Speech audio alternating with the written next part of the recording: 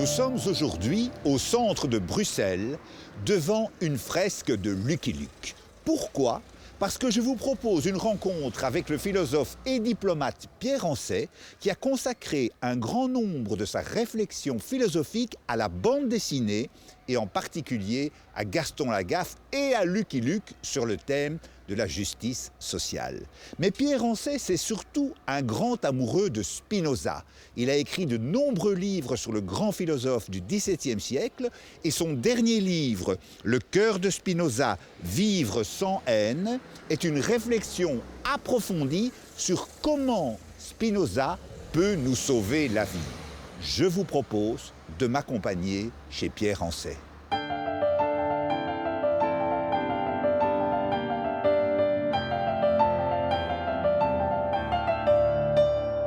Pierre Ancet, un tout grand merci de nous accueillir aujourd'hui chez vous. Vous êtes un grand spécialiste de Spinoza. Vous avez écrit de nombreux livres sur Spinoza et en particulier le dernier que vous avez intitulé « Le cœur de Spinoza, vivre sans haine ». Je prends une citation de Spinoza en conclusion de votre livre. Spinoza écrit « Ne pas tourner en dérision les actions des hommes, ne pas les déplorer, ni les maudire, mais les comprendre ». C'est le sens de votre démarche philosophique ? Oui, c'est le sens de ma démarche philosophique, effectivement. Si faire de la philosophie de cette manière-là, c'est essayer de comprendre le monde qui nous arrive et de comprendre aussi en soi tout ce qui fait nos amours et nos haines. Et en quelque sorte de revenir, réfléchir sur les haines qui nous habitent pour les pacifier, pour voir en quelque sorte que même les plus grands des criminels ont été produits par des circonstances et qu'il convient non pas de jeter des anathèmes, de mépriser, de maudire, mais d'essayer de comprendre comment des gens en arrivent à faire ce qu'ils font et comment soi-même on a été pris aussi dans des jeux pas très comiques, parfois dans des choses où nous avons été mauvais. Il faut apprendre à demander le pardon et en quelque sorte il y a ce miracle qui arrive et dont Spinoza témoigne lui-même parce que lui-même a été un homme persécuté. Il s'est efforcé de comprendre pourquoi lui-même avait fait l'objet de haine et pourquoi lui-même, à des moments donnés dans sa vie, il avait pu haïr des gens qui l'ont persécuté. Et c'est donc une manière, c'est une orientation thérapeutique dans la philosophie qui m'intéresse à ce niveau-là, c'est de voir comment on peut faire la paix avec soi-même et de proposer la paix aux autres. Et en quelque sorte de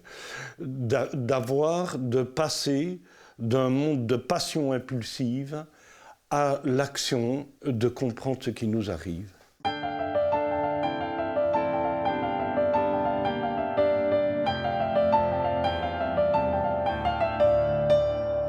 Vous allez même très loin, puisque un de vos derniers livres est intitulé « Spinoza peut nous sauver la vie ». La philosophie de Spinoza est une avancée thérapeutique.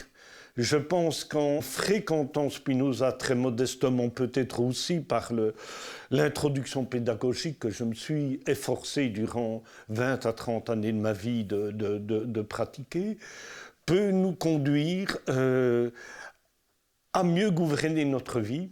Et mieux gouverner notre vie, c'est passer des passions tristes, du fait que nous sommes envahis par des passions qui génèrent en nous de la haine, de l'envie, de la malédiction, de passer de cet univers-là à un univers de passions joyeuses, parce que Spinoza n'est pas du tout un puritain. Spinoza va bien dire, de toute façon, nous sommes des êtres passionnés, nous sommes sans arrêt des êtres passifs au sens premier du nom. Nous sommes bombardés par le monde de diverses manières que Spinoza appelle des affections, dont nous tirons la face intérieure de nous-mêmes, s'appellera des affects. Les affects, c'est la prise de conscience des affections. Et un certain nombre de ces affections peuvent être des affections joyeuses. C'est la camaraderie, c'est l'amour, c'est l'érotisme, la gourmandise. Et les passions joyeuses, il faut pouvoir s'en saisir. Et quand nous sommes dans le monde des passions joyeuses, nous acquérons une force plus grande qui va nous faire passer un registre supplémentaire que Spinoza appelle le second genre. C'est le fait de passer dans les actions qui nous permettent de comprendre le monde.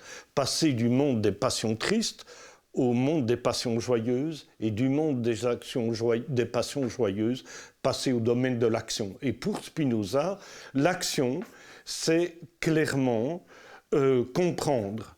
C'est comprendre, mais aussi affecté d'une certaine vaillance, d'un certain courage et d'une générosité.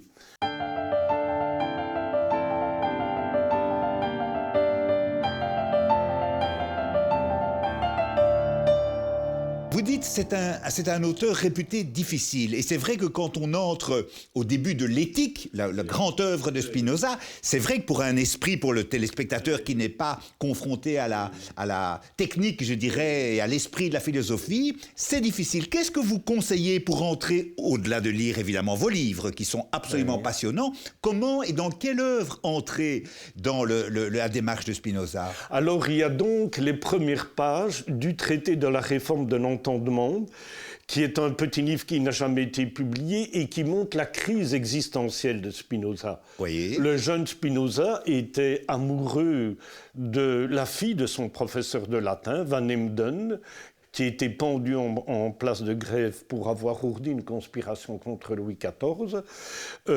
Et il a ramassé une pelle, un bec de gaz total. et donc, il en a conçu une énorme tristesse. Et de cette tristesse, il va essayer d'en comprendre les racines et de cheminer vers le fait d'atteindre un bien véritable qui puisse se communiquer. Cette réconciliation entre l'intelligence du comprendre et la beauté et la bonté des passions joyeuses. Donc les 5 premières pages du traité de la réforme de l'entendement sont une excellente introduction à l'œuvre de Spinoza. Une deuxième introduction à l'œuvre de Spinoza qui est tout à fait compréhensible, c'est aussi les premières pages du livre qui a été interrompu par sa mort, qui s'appelle le traité politique. C'est de là que vient cette fameuse phrase « J'ai pris la résolution de ne pas maudire, de ne pas me moquer des actions des hommes, mais de comprendre ».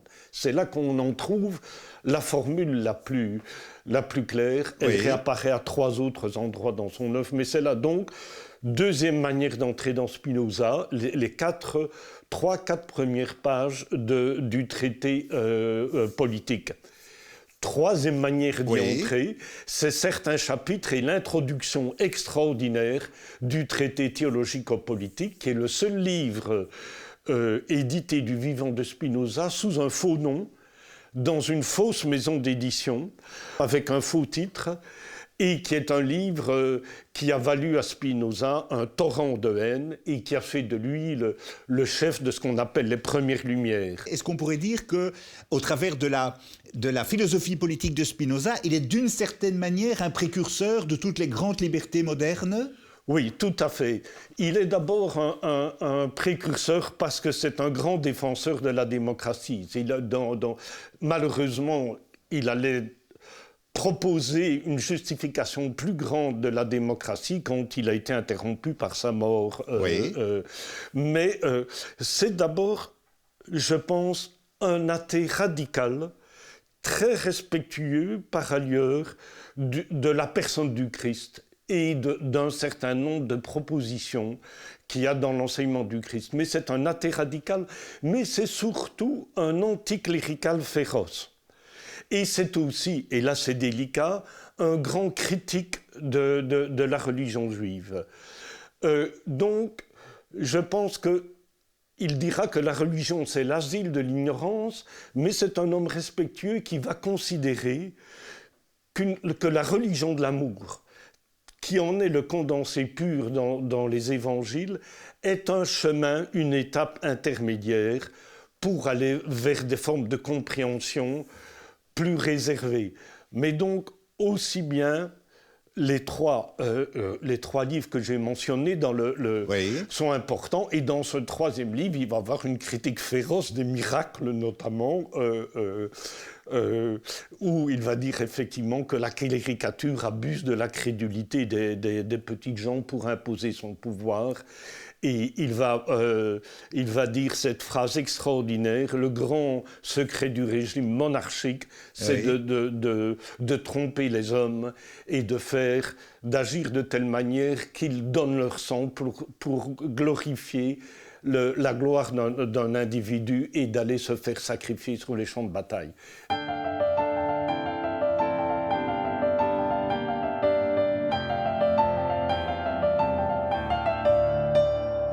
Le cœur de l'éthique, monsieur, en quelques mots, parce qu'hélas, on n'a que peu de temps, mais le cœur pour vous de l'éthique de Spinoza, quel est-il? Oui, le cœur. Je pense que c'est le fait que comprendre ce qui nous arrive nous sauve. Oui. C'est cette démarche-là. L'éthique est divisée en 5 grandes parties. Les 2 premières parties, c'est ce qu'on appelle de la métaphysique. On peut vraiment la laisser de côté. Dans la 3e partie de l'éthique, Spinoza va montrer comment nous sommes des êtres passionnés et comme nous sommes pris par des mécaniques passionnelles. Dans le 4e, il va montrer que quand nous sommes... Voilà, le cœur de l'éthique, c'est peut-être de dire... quand nous sommes soumis aux passions, nous sommes dans la servitude. C'est la 4e partie de l'éthique où il va montrer toutes les formes de servitude qui nous travaillent et la possibilité de nous en sortir. Donc, la dernière partie de l'éthique est plus complexe. La première partie de la dernière partie de l'éthique va essayer de poursuivre quelles sont les formes de libération possibles par rapport au monde passionnel. Et puis après, on entrera dans quelque chose de tout à fait mystérieux, quand Spinoza dit « J'ai senti et fait l'expérience que nous sommes éternels ». Et ça, c'est quelque chose qui nous amène, peut-être certains ont dit, à quelque chose de mystique, à une espèce de grande réconciliation pacifiée avec le monde, un amour paisible, un acquiescement de soi dans le fait que nous retournons d'une manière pacifiée à une forme de spiritualité apaisée dans nos rapports avec le monde. Ça, c'est le Spinoza pour les sages. Moi, je ne suis pas arrivé là-bas. Il y en a peut-être certains qui sont arrivés. Mais le 3e et le 4e livre de l'éthique vont nous montrer qu'est-ce que les passions, qu'est-ce que c'est la servitude et comment s'en sortir. Alors, je pense que nos éditeurs le savent, c'est construit comme un livre de géométrie. Et ça va rebuter les gens. Il ne faut pas essayer de comprendre toute cette démarche génétique. Spinoza nous fait des propositions très pratiques. Et par exemple, il va nous dire « L'homme sage ne pense pas à la mort, médite sur les puissances de la vie. » Eh bien, prenons ça. Voyons si ça colle à quelque chose dans notre vie. Les propositions de l'éthique, qui sont comme des théorèmes, sont des propositions d'existence. Et laissons-nous interroger par ces propositions d'existence sans vouloir, moi je n'y suis pas arrivé, remonter toute la chaîne des théorèmes, des axiomes et des scolies. Voir ce qu'il a à nous dire, discuter avec lui, en quelque sorte nous laisser, je dirais, pénétrer, habiter par ce qu'il nous propose et parfois ne pas être d'accord avec lui parce que Spinoza a un gros problème avec les femmes, un gros problème avec les enfants et un gros problème avec la sexualité. Donc on peut lui dire « Et là, mon ami, là, tu déconnes, je ne suis pas d'accord avec toi, peu importe. » Mais c'est un frère, c'est quelqu'un qui nous amène des propositions de sens.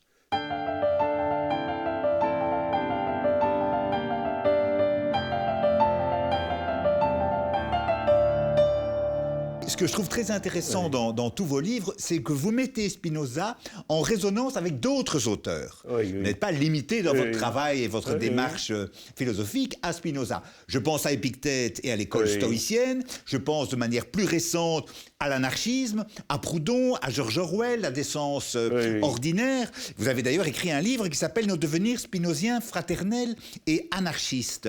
Vous pouvez nous expliquer un petit peu comment vous faites les passerelles entre ces différents courants de la pensée et de l'action. Oui, alors je pense que ma méthode de base, c'est de m'inscrire au centre d'un triangle dont les trois coins sont ma propre vie, ce que les artistes nous disent, et parfois les artistes ont des capacités de montrer des chemins de vie infiniment plus puissants, plus concrets, plus existentiels que les philosophes, et d'autre part les philosophes. Alors, par exemple, ça peut sembler paradoxal de rapprocher Spinoza et les anarchistes. Pourquoi ? Parce que les anarchistes veulent une société sans État, alors que Spinoza est le théoricien d'un État qui doit se faire respecter. Protecteur des libertés. Protecteur des minorités. Il confie à l'État la tâche de surveiller la cléricature, pour que la cléricature et pour que la religion reste dans les limites de la vie privée, et qu'elle n'ait aucun droit à vouloir diriger les actions des hommes. Spinoza dira, si les hommes étaient sages, il n'y aurait pas besoin d'État. Alors, comment devient-on sage ?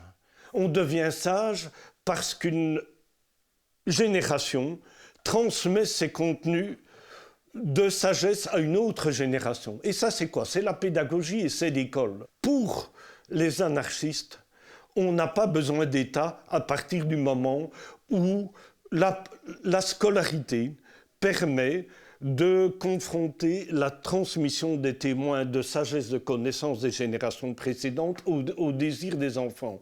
Il y a d'ailleurs un autre grand philosophe américain, John Dewey, qui a été traduit par De Crowley, par Ovide de Crowley, qui lui-même a fait de l'école le centre nerveux d'une société de progrès, d'une société dont il est le grand tenant, ce qu'on dit aux États-Unis, un libéral. Un libéral aux États-Unis, traduit dans notre terminologie, c'est un social-démocrate très à gauche. C'est quoi votre philosophie, pose-t-on comme question à Dewey. Ma philosophie, c'est toutes les écoles que j'ai créées, toutes les formations d'instituteurs, les boutiques de droit, tout ça ressemble très fort à ce que Spinoza a voulu insérer.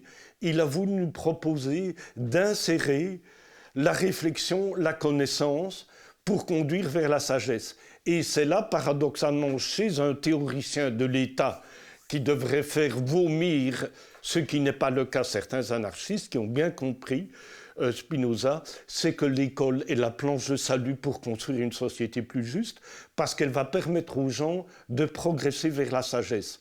Et Spinoza dira, effectivement, c'est aussi dans la quatrième partie de l'équipe, il y a un mini traité de philosophie politique qui dit « Si les gens deviennent sages, alors on n'a plus besoin d'État ».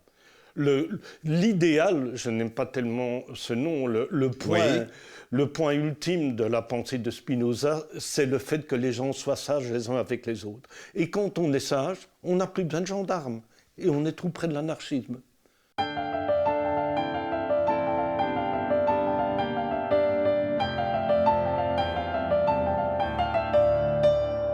Vous avez aussi écrit un livre sur Gilles Deleuze. Oui. Quel est le lien avec tout votre travail philosophique de ce grand philosophe français du XXe siècle ? Je pense que c'est aussi un philosophe de la vie. C'est un philosophe qui va montrer comment, je m'excuse de ce nom qui apparaît peut-être pour certains noms d'oiseaux, comment le capitalisme peut carburer aux passions tristes. Comment la société impulse chez les gens des passions tristes qui les dissuadent de vivre au mieux dans la créativité d'eux-mêmes. Et en réfléchissant sur les passions tristes et en montrant que la vie est une exubérance créative, il se détermine lui-même comme le fils spirituel de Spinoza. Ce sont deux philosophes qui ont essayé de montrer comment le pouvoir, c'est le degré zéro de la puissance, dira-t-il. La puissance, c'est notre capacité que nous avons de nous saisir de nos propres enjeux, de les comprendre, de détecter en nous ce qui nous rend tristes et impuissants, et au contraire de sélectionner en nous les occasions de vie, de joie, qui nous permettent de nous épandre les uns avec les autres dans la joie. C'est ça le lien, c'est aussi une philosophie qui a des liens avec la philosophie nietzschéenne et avec Lucrèce, le grand philosophe naturaliste de l'Antiquité. Ce sont des philosophes de la vie bonne. C'est en ce sens-là, peut-être que la proposition spinozienne est une thérapie, une proposition thérapeutique, c'est nous guérir des passions tristes, nous saisir des passions, sélectionner les passions joyeuses et arriver à la joie du comprendre. Alors, peut-être après, il y a la dernière partie de Spinoza. Hein, j'ai senti et fait l'expérience que nous sommes éternels. Hein, et donc ça, c'est l'aboutissement. Ça ressemble sans doute à la sagesse éveillée des bouddhistes, tel que le philosophe Frédéric Lenoir le pointe. C'est la joie, c'est la joie, c'est l'accomplissement, c'est quelque chose qui ressemble peut-être à Beethoven. Embrassez-vous, Brüder, embrassez-vous, millions d'êtres. Hein, c'est une gigantesque réconciliation avec le monde.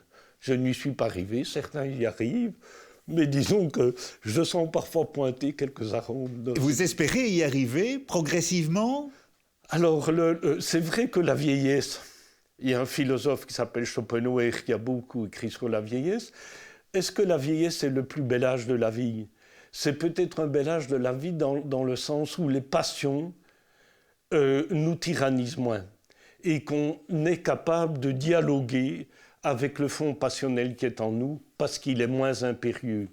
Et sans doute qu'il nous aide en nous désincarcérant des passions tristes, c'est goûter un peu en épicurien les passions joyeuses et aussi accepter le côté stoïcien de la vie qu'existe chez Spinoza aussi, qui va dire, je l'évoquais tantôt, l'homme sage ne pense pas à la mort, mais médite sur les puissances de la vie. C'est accepter sereinement qu'à un moment donné, nous aurons fait tout ce que la vie nous a proposé et que le monde finira par avoir notre peau.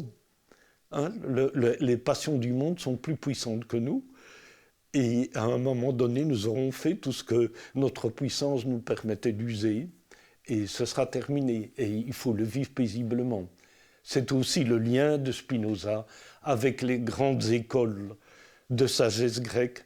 Je pense plus spécialement aux stoïciens et aux épicuriens.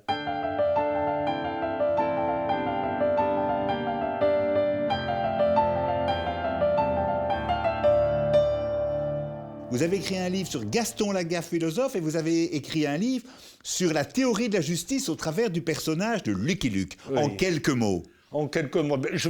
Gaston Lagaffe, c'est assez vite, c'est extraordinaire de richesse, c'est un vivier pour les philosophes, et ça montre la puissance extraordinaire. La bande dessinée, c'est un art incroyable, pour moi qui me stupéfait. Je ne suis pas du tout un spécialiste, mais je pense chez Gaston Lagaffe, c'est la capacité de poétiser sa vie. C'est un héros spinozien et deleuzien.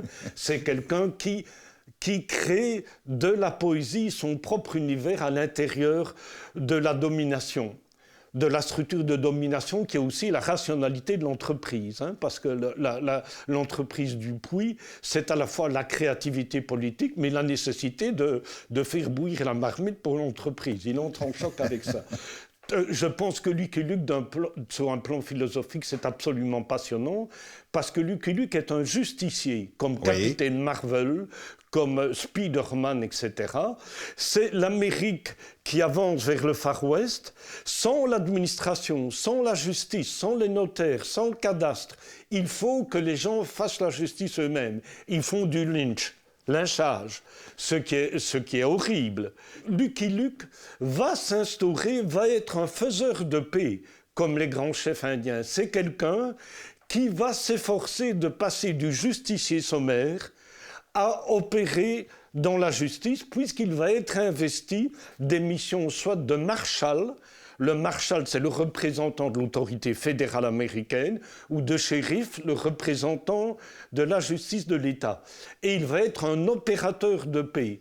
Et alors, il y a celle qui, à mon avis, est le sommet, parce que j'ai vécu au Canada en allant souvent aux États-Unis, c'est les Dalton dans le blizzard. Les Dalton sont fouillent Lucky Luke et la justice américaine, et sans le savoir, ils passent la frontière, ils arrivent dans un pub américain où ils croient qu'ils vont pouvoir faire les colts. Et il y a un homme de la police montée qui dit « Tout le monde sort, c'est l'heure, c'est 11 heures. » Et donc là, on voit la différence, parce que au Canada, la différence des États-Unis, la poussée vers l'Ouest a été faite avec l'armée, avec la justice, avec le cadastre, avec les notaires, avec l'administration. Tandis que du côté américain, c'était la loi de Lynch, c'était la loi de la pure violence. Et Lucky Luke va en quelque sorte percoler dans son personnage une des grandes vertus de la sagesse indienne. Le chef indien est fondamentalement un faiseur de paix.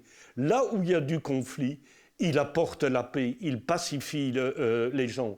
Et donc, comme Maurice a vécu 5 ans aux États-Unis avant de rencontrer Goscinny, avec qui l'œuvre va acquérir une puissance, une capacité d'imagination et d'humour extraordinaire. Il a vécu 5 ans aux États-Unis, il a bien connu tout ce qui se passait là-bas.